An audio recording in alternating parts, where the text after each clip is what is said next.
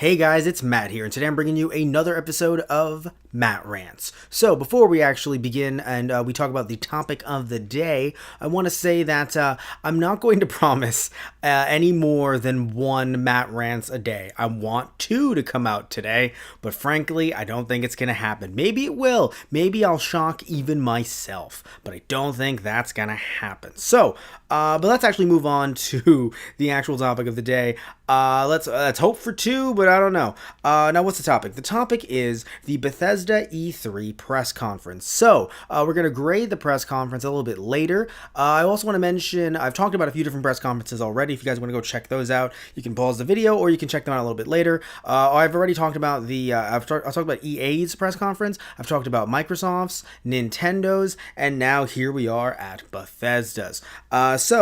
And of course Square Enix's as well. Doing these a little bit out of order, so that's kind of why I was like, wait, no, Square Enix is coming later, but it actually came out earlier. So the latest one that I did was Square Enix, and now we moved on to Bethesda. So I want to mention that before we begin, what I'm grading these press conferences on, like what are the criteria?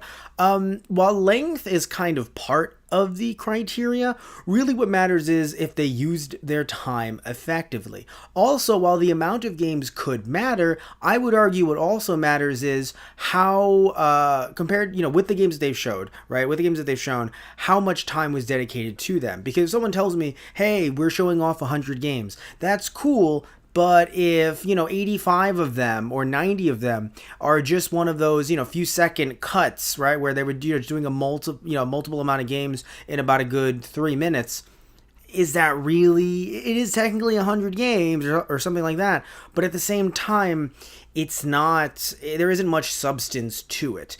Also, if a company, especially as we're going on with these press conferences, and we've noticed that some trailers have appeared in earlier ones throughout the E3, the question then becomes: did the company add on to what another company showed? So Microsoft showed a few games off that I was kind of like, why are you showing them here? You should probably show them somewhere else. But then the question becomes: did this other company showcase this game off better than the other company did, or at least added on to it in some way or another, kind of making I've used the word corporate synergy a lot, but kind of just creating a kind of narrative, if you will, just kind of expanding on what is being talked about with the game as these press conferences go on. Also, I mentioned pacing earlier. I think also just kind of sitting around and looking at something and going, does this belong here? Even if I liked it or didn't like it, what matters is, does it belong here? Also, did the crowd react well to it?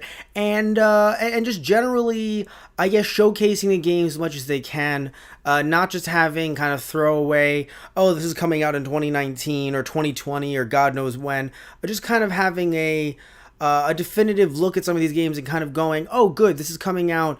Even if it's early 2019, that's fine, as long as there's a date there that's like, January, maybe February at most. But just us kind of not getting vague descriptions of stuff and kind of feeling like we're looking at next year's E3 or the year after that's E3 or something like that. All right, but let's move on, because this was an hour-plus event, so I do want to make sure that I don't go on for too long myself. I don't want to go on for a Matt Rant that's actually longer than the press conference itself. So, all right, so let's talk about this. The opening, I thought the opening was actually really cute. To me, I felt like that was appropriate for E3. It's just an opening that's kind of talking about the company itself, kind of giving you a little look into the company. I thought it was really cute. It was sweet, although I have to admit, it was so well crafted. It kind of felt like one of those apology videos. So I kind of stepped back and I was like, oh shit, like what did Bethesda do? Like what are they apologizing for? Thankfully, it seems as if they were apologizing for nothing. There's nothing that they did wrong that needed to apologize for, as far as I know. And so we open up the event with that. That was nice. And then we jump into Pete Hines, who I'll say this much about the guy. So I don't know the guy, personally. I don't know him at all. And this is the first time I've actually seen him ever do some kind of press conference event like this. I want to say that he isn't really, in my opinion, as charismatic as Phil Spencer, who did the CEO of Microsoft, or at least Xbox division. So he, during the Microsoft press conference, I was wowed by him and his performance and what he brought to the table.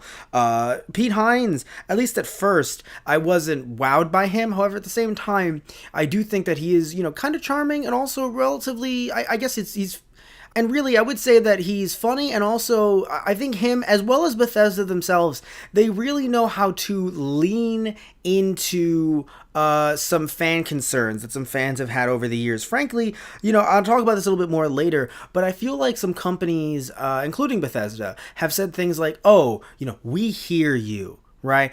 Fans out there, we hear you. And sometimes it just seems like, and I'm not going to say it seemed like this for any of the companies at E3, but when you hear that in general, when you hear that general company line, you think, okay, this is bullshit. You really don't hear me. I think they do, though, and I think they really do pay attention, and it does feel like they want that to come across in some of the stuff that they said, be it jokes or just other things like that. And so looking at when Pete Hines mentioned that the Walmart leak of Rage 2, I sat there and I was like, you know what? That's beautiful, because it fucking happened. And there are a lot of companies out there that I think don't want to turn into that. They just want to like keep quiet and go, oh, what do you mean? That never happened. What are you talking about?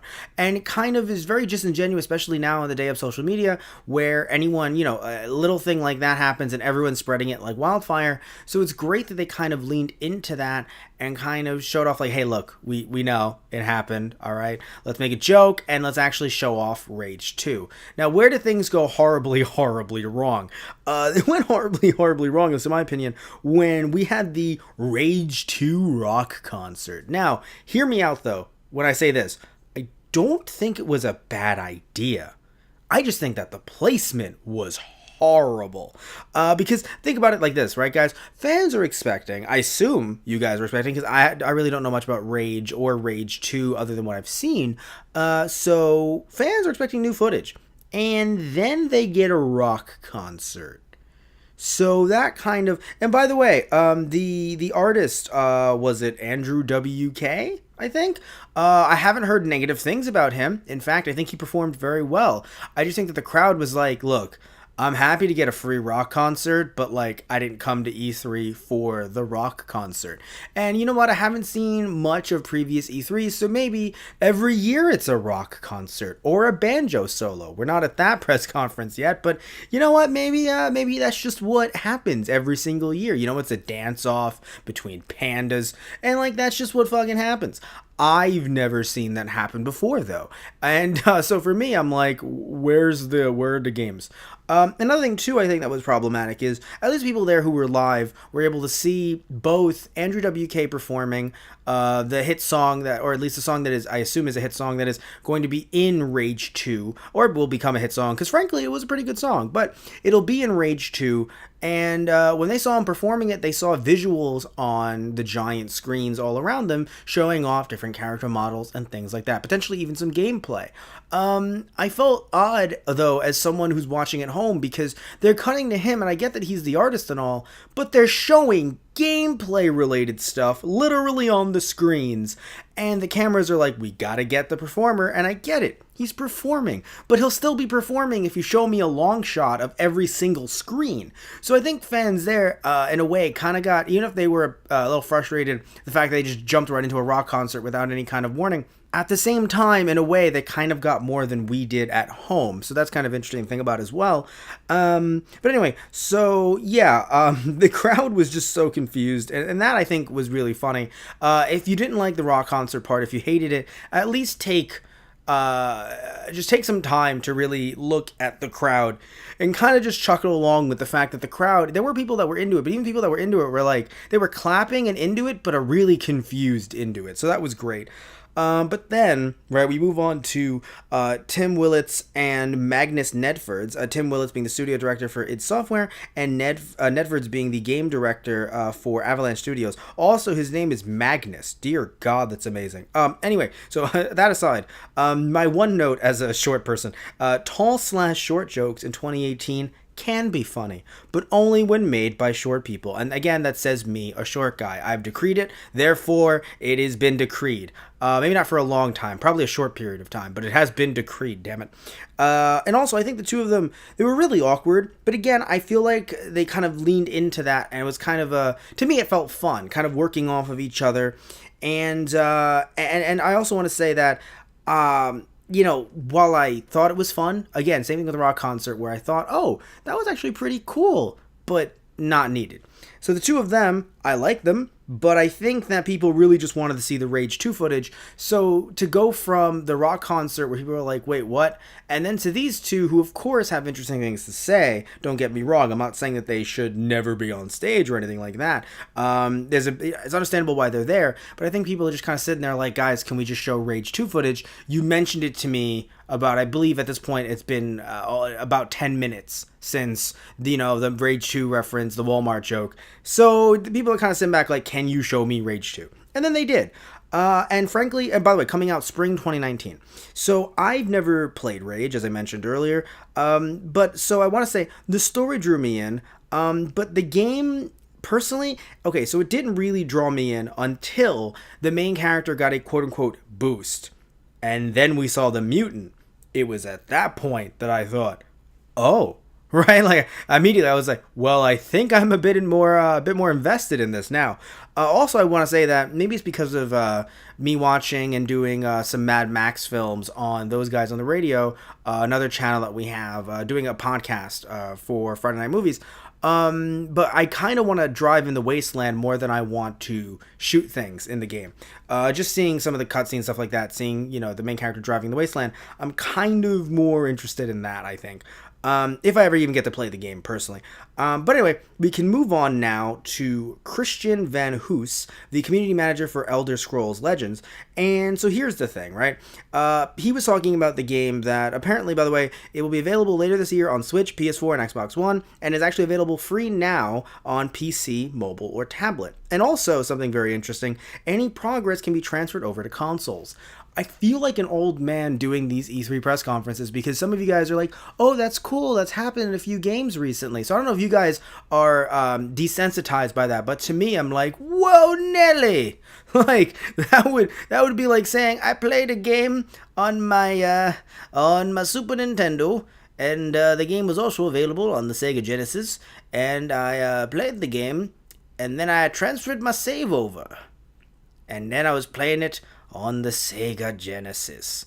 Like, of course, throughout the years, you have different kind of, functionality, like kind of unlocking new characters if you put a, memory card or some kind of, I'm sorry, not a memory card, but like if you, you can transfer this over to here and you can plug in your Game Boy Advance to your GameCube and all these other interesting things. But usually it's in the company itself or in the same company's line of products. But to be able to sit back and have your Bethesda account connected to any one of these consoles or, PC, mobile as well, or tablet, and be able to have your progress be transferred over to all of those, that is amazing to me. Like, for me, I'm like, oh, wow, this is beautiful. And frankly, if the gameplay actually impressed me, which sadly it didn't because I'm not really into mobile games or really into card games, which is kind of sad because if it impressed me, I would really want to get into this because that's just crazy. Like, all you have to have is the Bethesda account, which is free from what I heard. I don't know if it was Christian Van Hoos who said it or someone else, but it's a free account. So you can just hook up, essentially transfer your save file over to any console. So I can basically have my account on my PS4, and if I go to a friend's house who has an Xbox One, boom, if they wanted to play Elder Scrolls Legends for some reason, then we could actually do that with my save. To me, that's nuts. But either way, while that was cool, again, the game itself doesn't really do much for me. I hope it does for you. I hope for you, you're kind of happy that you can actually play it for free now on the PC, or that you can actually play it apparently later this year. I don't believe an exact date was said for the Switch, PS4, and Xbox One. Anyway, let's move on to Matt Fire, I think it was Fire. Matt Fire, the game director for Elder Scrolls Online. So I think that he was actually really endearing. And I want to say that I believe that he does care about the games that he makes, which of course are good. I feel like, well, to be fair, I feel like everyone at every game dev here really showed passion. Other game devs have in other press conferences, but every game dev here really showed passion. And of course, he did as well. But I feel as if at this point in the press conference, people just want to see more gameplay. And I think that's one of my biggest gripes with this Bethesda E3 press conference is that it feels as if a lot of the, I love people talking and delving into the lore of these games and delving into, narrating over gameplay and stuff like that. But at the same time, when we just had Christian Van Hoos talk about this, the gameplay that they showed was a simple, I would argue, a very small teaser trailer, and then bam, right into Matt Fire talking about the game. And look, I get it, they're putting both Elder Scrolls games together, and you do want to talk a little bit about Elder Scrolls Online because it's not, Elder Scrolls Legends. You don't want people to get the two games confused if you're like me and you don't know much about Elder Scrolls and you're kind of just jumping into this press conference for the first time. I totally get it, but at this point, I wrote in my notes, at this point we're 20 minutes and it feels like 20 minutes into the actual press conference, and it feels like we got very little game time thus far, or very little gameplay time thus far. So although I want to mention that as he went on, I kind of understood, and again, they showed some more gameplay as they went on as well. So they mentioned there's Wolf Hunter DLC based on werewolves and story DLC named Murkmire. But they showed a little bit of it, and to be fair, they also showed like a gameplay reel of the journey thus far, and I think it may have meant more for fans of the series. But I do have to say though that I did enjoy what I saw of it. I just think that fans of the series, might be tearing up, might be like, "Wow, I remember playing that, years and years ago." But for a newbie like me, it kind of felt a little bit like. Yeah, granted, I'm not saying everything has to be for me. That's kind of dumb. Of course, it has to be for you guys. You guys are the longtime fans. You guys are the ones that are watching this, and they're trying to play to you, and of course they are, and that's understandable because it's not a reboot of the IP. It's an addition, right? This DLC is or technically in this case, it's not the DLC. It was showing off the new Somerset add-on. So I totally get that. And I hope you guys as Elder Scrolls fans, I hope you really enjoy it. It's just for me, it just kind of felt like both placed together. Kind of felt like Elder Scrolls, oh god, what am I looking for here? Fan service. That's the word I'm looking for, fan service. And I'm just kind of sitting here like, cool, I don't really know much about this. Here's exactly how it felt. When you're in a conversation with some friends of yours, and maybe it's like you and two friends, you and three friends, and they bring up a game franchise that you don't know about, but you're standing there in person, so you have to hear them talk about it, and it's not like you don't exactly understand what's going on, you kind of do, but at the same time, you're kind of sitting there or standing there like, yeah, I'm gonna wait to jump in somehow because someone's gonna say, oh, they said it's like Mario, I'm gonna jump in with a Mario thing. What do you do, one of them said it's like Power Rangers, it's my time to shine. So that's the thing, sometimes you kind of feel like you're left out of the conversation. And at this point, I kind of felt a little left out of the conversation.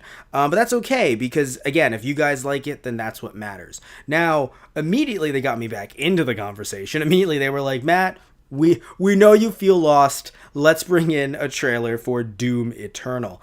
And I want to say, not because I'm not going to sit here and be like, I'm super cool and I just knew. But when I saw the post-apocalyptic setting, and I kind of saw, I don't know, something about the art style, I guess? I don't know what it is exactly, but something about it made me think, is this a Doom thing? Is this related to Doom? And it's Doom Eternal. And what made me really laugh, though, and it's not like laugh like I think it's dumb or anything like that. I just think that, I don't know if the word maybe corny, like a corny badassery. I don't know if the two work together. I don't know if they're like jumbo shrimp, corny badassery, but the fact that when we look at these new names for older IPs, instead of giving you just a simple, like a Gears 5 or something like that, they're sitting back and they're like, shit, what do we do? And I feel like Microsoft was like Halo Infinite, right? And at that point, Bethesda was like, hold my beer. And they came in with Doom Eternal. I don't know, just and I get older franchises have done this as well in the past. This is the first time something like this has happened. Duke Nukem took forever, right? But I don't know, it just kind of evokes, this, again, corny badassery. It just makes me chuckle. And it just made me sit back and go, that's actually kind of funny. I don't know, just Doom Eternal. We will never die. It's well, maybe if you stop supporting it, not anti-Bethesda, just in general, if you're a company that stops supporting it, then, if it has online servers, then yeah, no, Doom Eternal will die. Same with Halo Infinite. Like if they have any servers online, there's a chance that they're gonna die. But anyway, let's talk about nicer things. By the fact we're talking about a apocalyptic demonic setting, let's talk about nicer things. Hugo Martin, creative director, and Marty Stratton, executive producer and game director. They were talking about Doom. They were talking about some new weapons and some really fun stuff like that. But I gotta say, though, it was kind of weird because at E3, and this happened a little bit more throughout the press conference, they were discussing QuakeCon. And they were saying, hey, you're gonna see more of Doom at QuakeCon. And I know that QuakeCon is their con, so it totally makes sense. It would just be like if during the Nintendo Direct at E3, they said, and you're gonna see more of this in our next Direct. It's kind of like, all right, guys, but what about here? Like, this is the big event. I know you're doing your event, but this is the biggin'. Like, this is the holiday event right here. You guys are just going to be like, and you'll get to see more of that later. When they didn't really show much of Doom in the first place. So it was kind of odd, in my opinion. And again, it ended up happening a little bit later, not even a little bit later, next, with Joshua Boyle, the community manager for Quake Champions, when he kind of mentioned...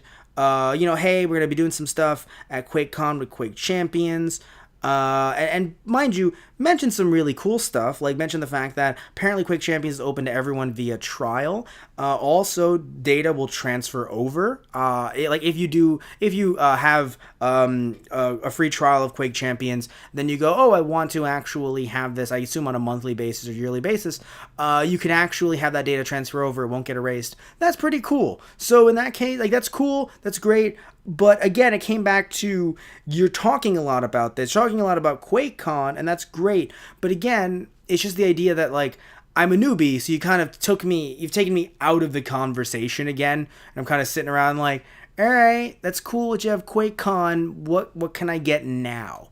And you have, and you're talking about how you guys have been doing this for years.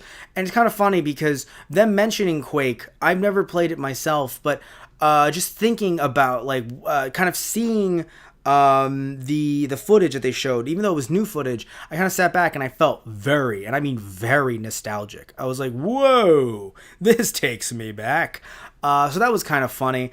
But I gotta say though, frankly, this is not my type of game, but I just want to say again, as I've said before in other press conferences and in this one, I hope that fans of Quake Champions enjoy it. Like, I hope you guys are really hyped about it. If you're not, tell me about it in the comments below, because I'd love to hear about it, but I hope you guys are hyped about it, because if you are, then frankly, they're doing their job right. And the crowd did seem very hyped for a fair amount, as, it's funny, earlier on, they seemed hype. Actually, no, in general, they seemed pretty hype. There was some issues. There really were. There was an issue with the rock concert, but even though that was a rocky start, please don't X out of the video, please don't X out of the video, please don't X out of the video. While it was a rocky start, all jokes aside, it really was. I do think that as they started to pick up steam, man, did they pick up steam, and man, did people really start to enjoy it once they did. So frankly, I got to put it out there. I got to say that. Like, I got to give them props for that.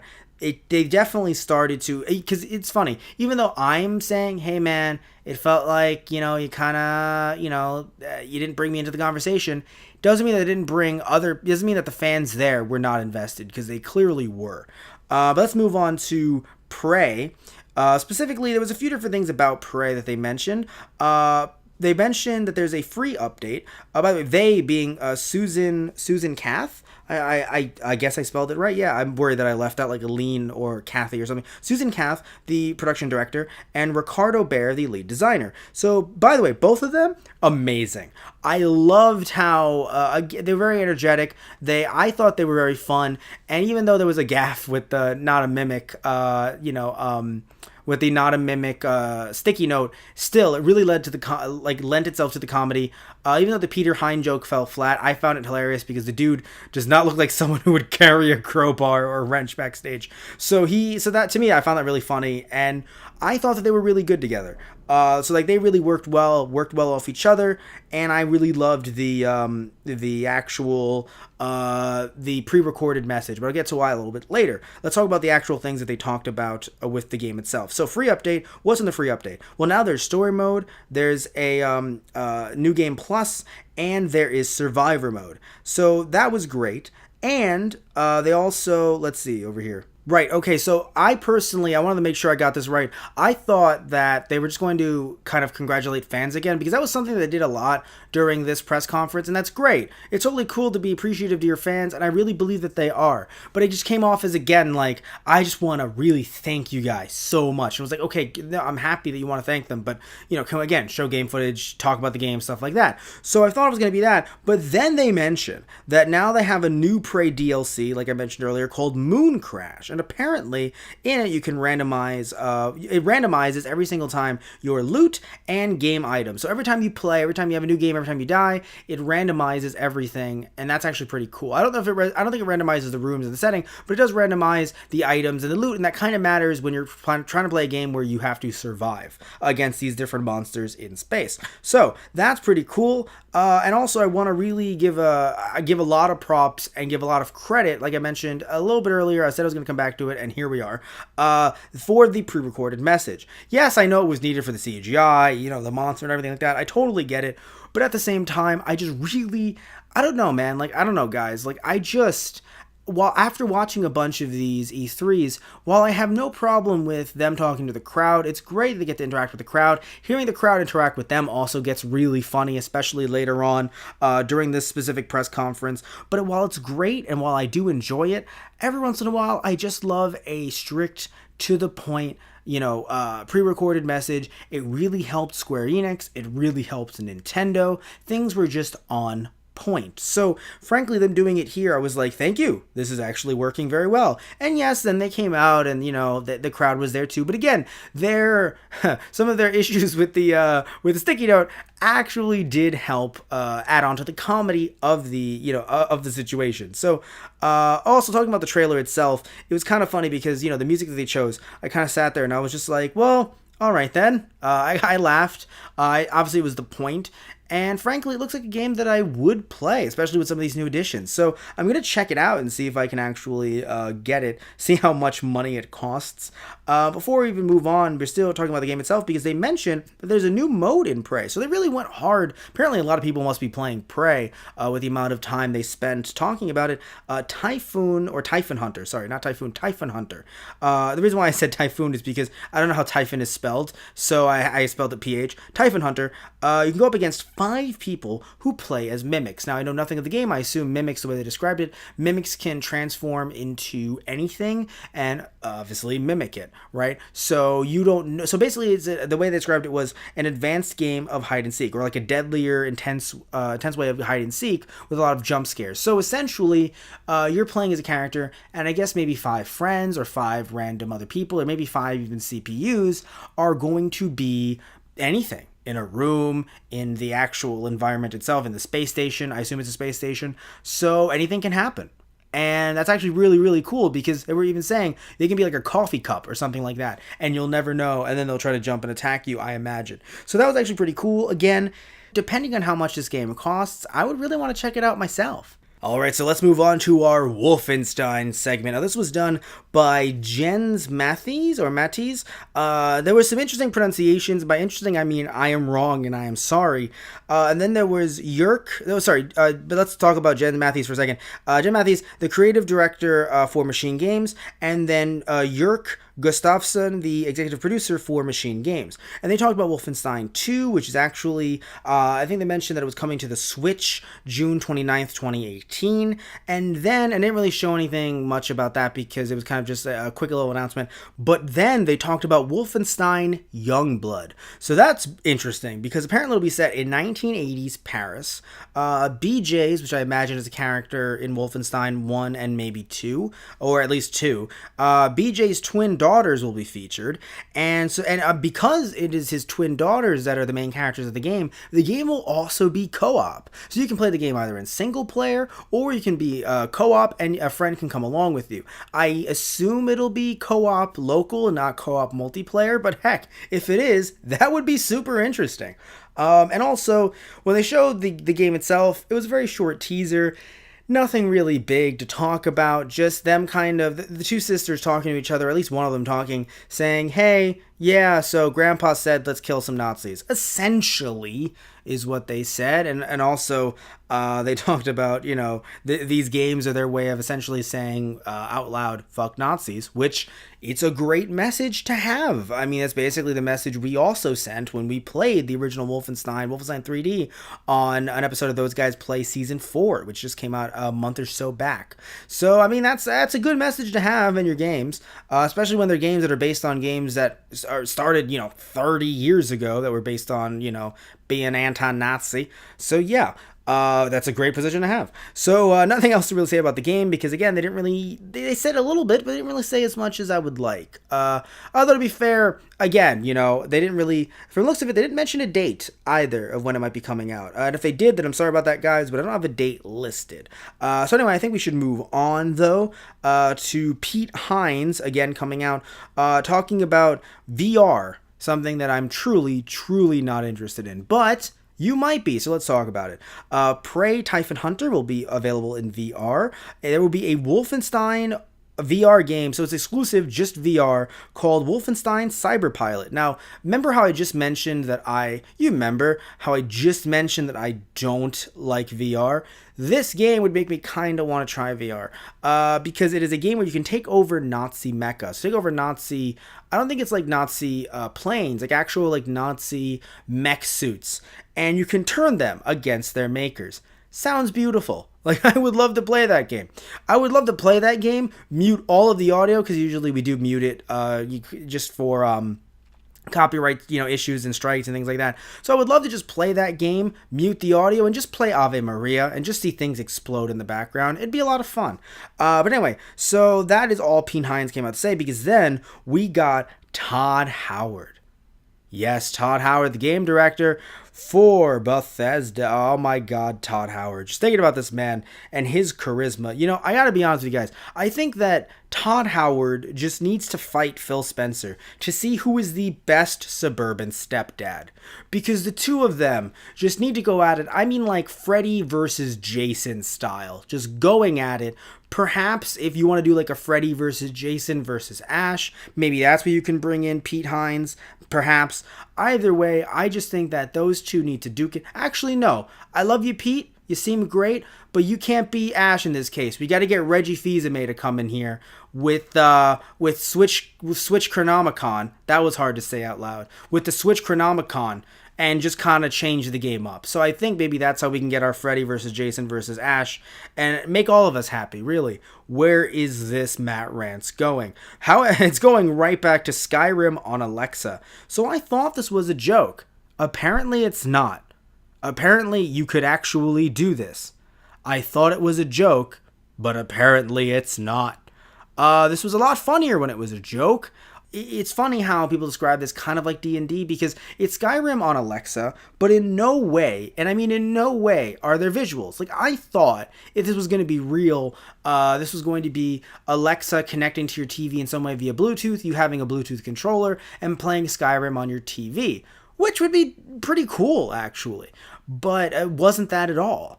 It's actually just, vocal commands and kind of this Alexa narration telling you what's happening, what's coming next. Which, again, I'm not saying it's not fun, very much like D&D, but is that really Skyrim? I don't know.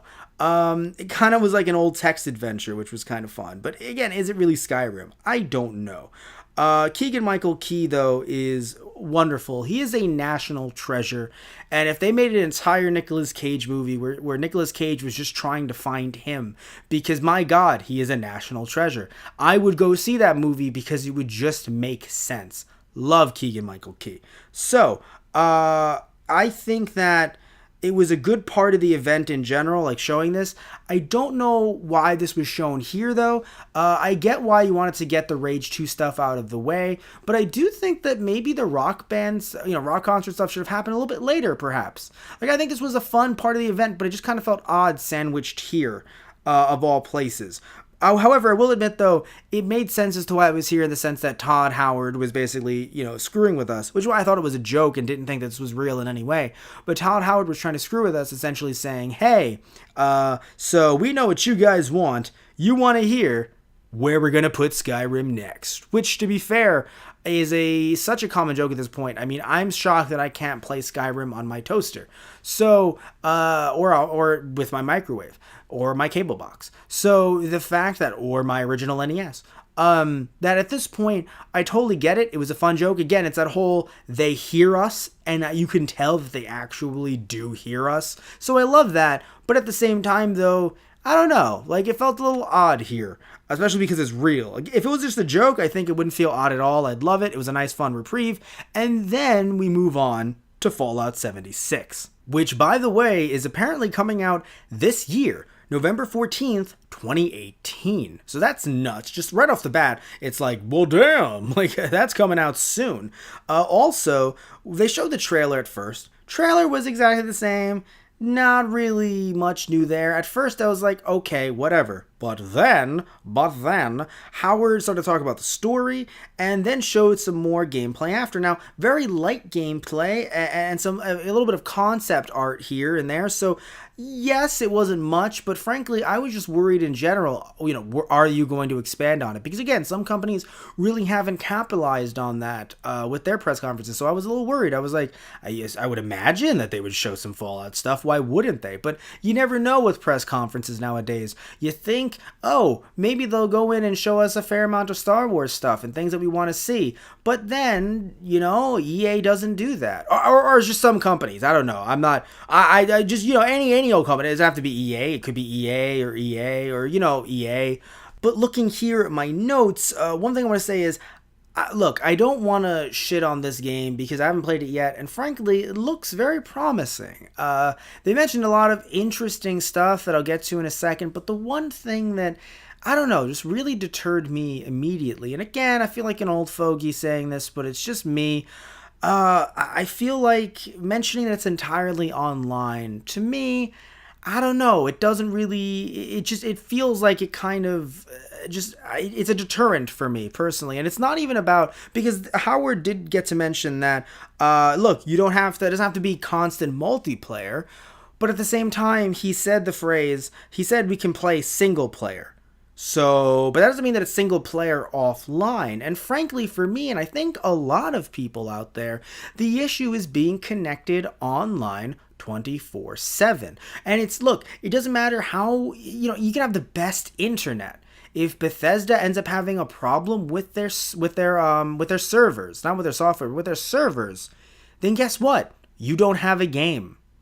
And Bethesda isn't going to keep this game running forever. And I know, if it does really well, then okay, then you will be having a game for a very long time. You'll be having an experience that you'll have for the next 10 years, right? But at the same time, and also the fact that usually from the looks of it, it seems like a lot of these saves and progress is tied to your account. So let's say you're playing it on a PS4. If a PS5 comes out and they bring out Fallout 76 on the PS5, you could potentially, bring your save data over to there. Or if they say, hey, we're discontinuing it on the PS4, then you can probably get a good, or try to get a good gaming PC or a gaming laptop and potentially play Fallout 76 with your save data on your PC. So that could happen, to be fair. They didn't say that themselves, but it could be a possibility in the future. We can't rule it out. However, I think that my problem with connecting to the internet, my issue with that is not just their servers. Let's say their servers are immaculate. I mean, apparently, according to Todd Howard, let's see right here, he says that they have 100% dedicated servers, which nobody clapped because I think everybody there was like, what does that mean? We love you, Todd Howard, but what does that mean? Like, 100% dedicated servers.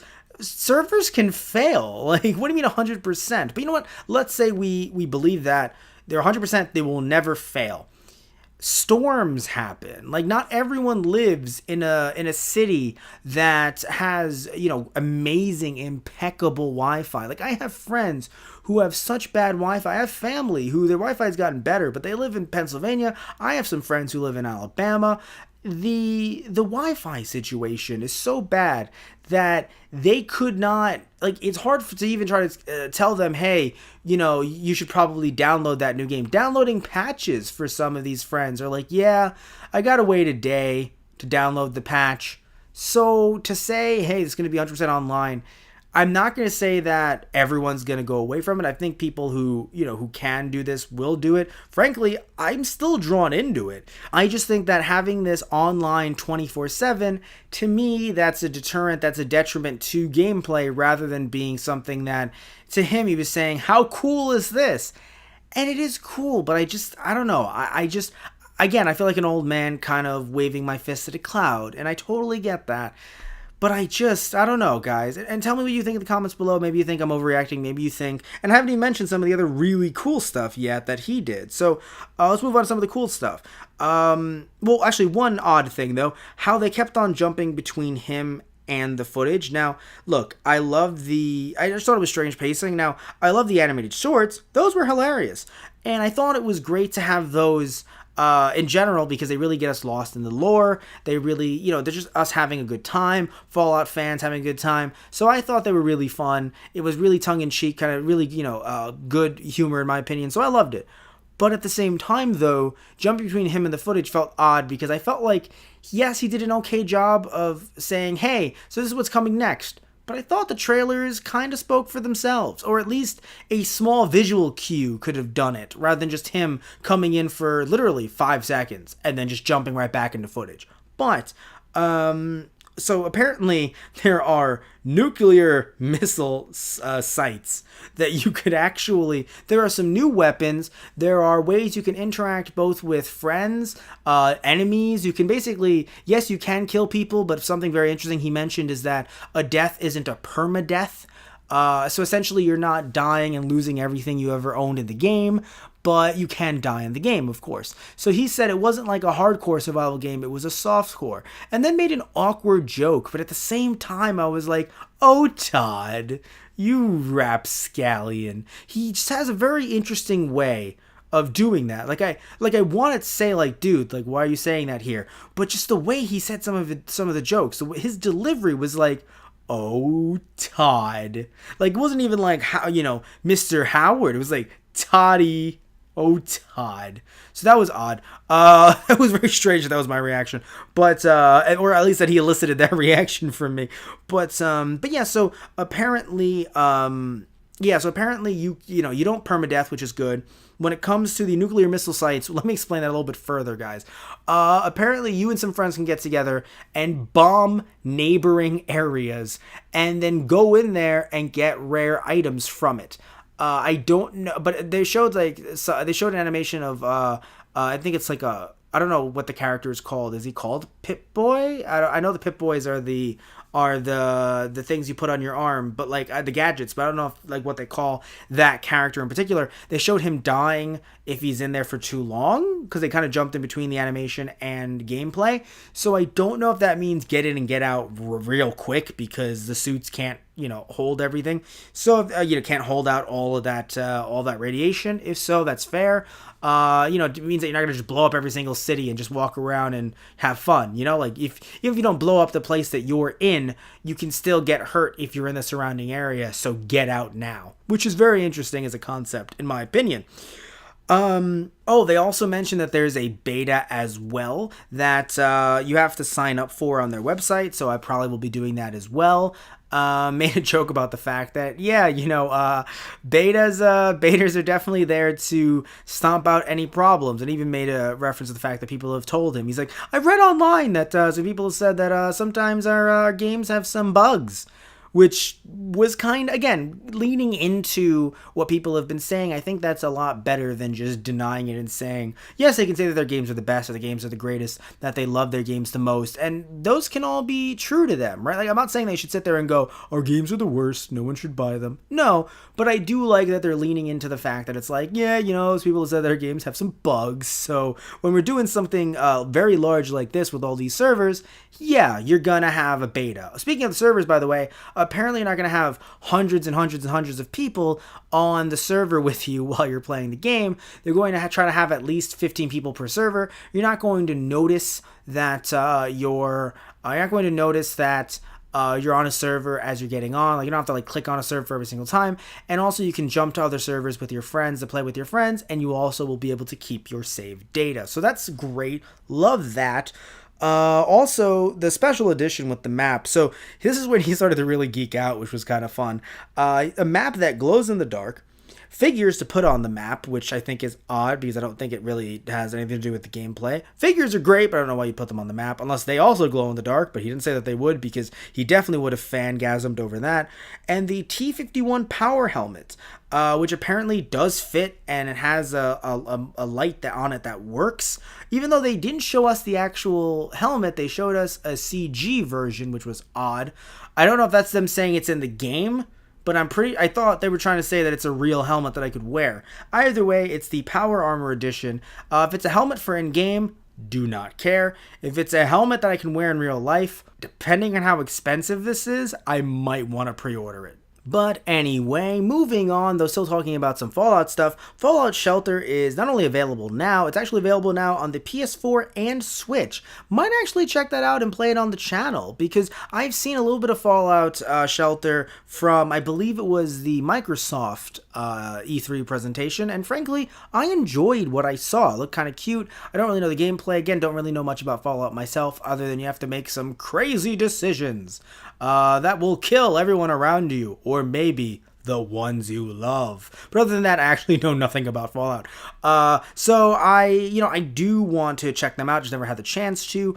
And with Fallout Shelter, it's just a free game. I know it's not like other Fallout games, but I might want to check it out, maybe play it on the channel. And now moving on to Elder Scrolls Blades, which is available for free. You can get it both on iOS and Google Play. Originally, they said they were bringing it to iOS, which made me think that they didn't have it on Google Play/Android, but they do. Sadly, though, my Android does not have enough space to hold it, and my iPhone, which is very, very old and cracked, don't think it could run it either. But if it could, I actually would get it for either one of those. And frankly, I don't think I'll be getting it for VR, because they also mentioned that it would be on VR as well. They mentioned PC though, so if it's PC and not VR, I might want to check it out. But if it's PC and VR is needed, nope, not interested. Not really interested in VR at all. But this game actually, I don't know, something about it really interested me. I think because looking at the graphics, looking at the way the game played, being able to play it on portrait mode as well, not just having to turn it and have it be, having to be, just in the other mode, in the long mode, instead of having to be in that mode, I guess some would call it game mode. The only, I think, issue I would have is I hope you can choose in settings which mode you want it in, and it doesn't just flip every single time you turn your phone, because that would definitely suck, because I hate when that happens, both here and on my Kindle as well. If I could play it on my Kindle, actually, that'd be very interesting. Can I get Google Play on my Kindle? I don't think I can. But either way, very interesting game. I haven't played Elder Scrolls before. I probably mentioned that earlier, but at the same time, it just looks fun and intriguing. So I would definitely want to check it out myself. Something that I would love to check out whenever the hell it comes out is the next game they mentioned, or specifically Todd Howard mentioned, which was Starfield. The reason why this perplexes me completely is because Todd Howard, look, I get that he was trying to hype us all, and I think at first it worked. He was like, oh, I'm not just gonna... And it was a great marketing tactic, because I feel like EA didn't really lean into it well, and other companies didn't lean into it well, because when they want to show off something coming out soon, they just say, yeah, here's the little teaser, and they say, coming out eventually. But in this case, Todd Howard was like, oh, we're not just looking towards things that are coming out now. We're looking towards the future. look into our future. And it was kind of really interesting as a tactic, but then it kind of, in my opinion, backfired and kind of really soured the end of the event, kind of that high they had going, because showing very, and I mean very little for Starfield, to me is kind of reminiscent of what EA did when they mentioned that new Star Wars game that's coming out that they're going to have more info at the next E3. So in this case, you're gonna have more info on this at the next E3, and granted they had more on with this than EA did with the Star Wars game, but still, if you're gonna have more info on it next time, just show me something more next time. But that's just my take on it. And I don't know, I just feel like it was just, and look, I would love to hear more about Starfield. It just kind of felt to me. Now, something that didn't feel as to me, Elder Scrolls 6. And the reason why is because people have been asking for this. So even though it was still very, very short, and I kind of felt a little off about that as well, still, people have been asking for more Elder Scrolls stuff, so it makes sense that you're going to give them some more Elder Scrolls stuff. It just, again, to me, it just makes sense. Like, that's what you're going to do. Yeah, cool, got it. Wasn't really much to it, wasn't much meat, just kind of some bones there, but still something that makes people go, oh wow, they really are working on this. It's not just a pipe dream, it's not just some fantasy that I have, they're actually coming out with Elder Scrolls 6. Now Starfield, that's a brand new IP, so I'm happy that they're, again, I'm sure, in a way they're trying to tell people like, hey, we got some new IPs coming along. But at the same time, these are for, in my opinion, these are for fans. These aren't conference calls. Even though they're press conferences, they're not conference calls. They're not, like, you shouldn't be an investor that, I mean, I guess maybe in a way it's like if you're someone who wants to invest, this might be a good way to be like, oh, wow, these are some very interesting properties that are coming out by Bethesda. But I feel like if you're already someone who is investing in the company, you're getting on those conference calls and you're hearing Todd Howard and, Peter Hines talking about the latest sales and, in this game or that game or something like that, or this other company that they started working with. I don't know if you as an investor are just watching this going, oh wow, I did not know about this Starfield. So I don't know, that's just my take on it. That part kind of de-hyped me. And Elder Scrolls 6 didn't do much for me, but I hope it did a lot for you. So, as we're wrapping this up, what did I grade this? Well, I graded this a C+.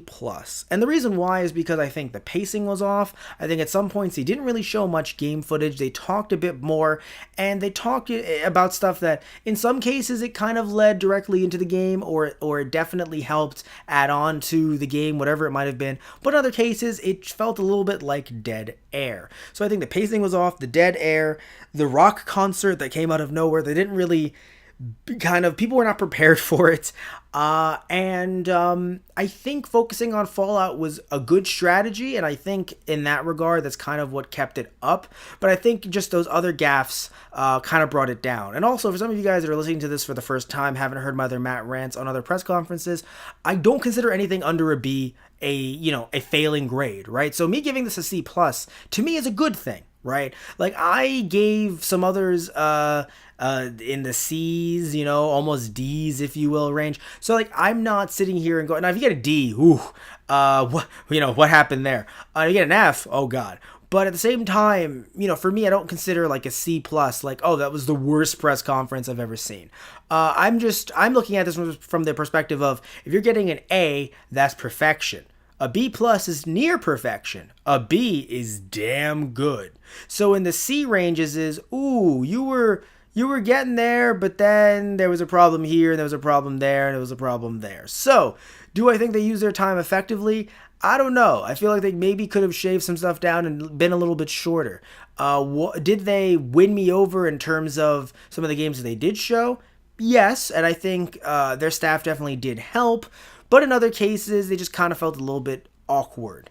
The rock concert definitely threw people off, including myself. And certain parts of it, to me, kind of made me, as a new person, kind of a newer fan, not of games, of course, because I've been playing for a very long time. If you follow this channel, you know that I'm playing games for a very long time, but I'm not into all the new fancy games, and didn't know too much about all the companies that aren't, Nintendo and Sega. So when I come into this, press conference, and they're kind of talking about a lot of stuff like, Quake, and also, Prey. They kind of felt like they, like let me in on Prey. Like, don't worry about it. We'll talk to you about Prey, even if you don't know much about Prey.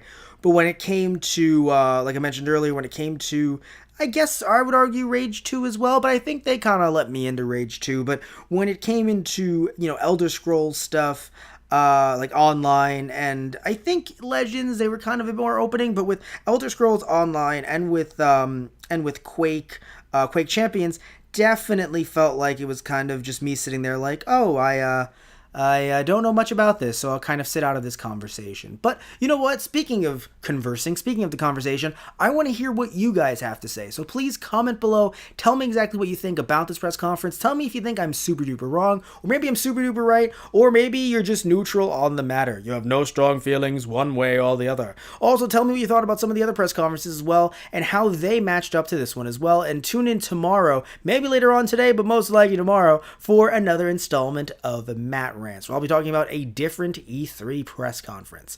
Alright guys, thank you all so much for listening in, and if you like this video, then please remember to like and subscribe, and if you didn't like the video, you can still like and subscribe either way. But either way, regardless of what you think, please comment. Alright guys, thank you all so much, love you all, take care, and see ya.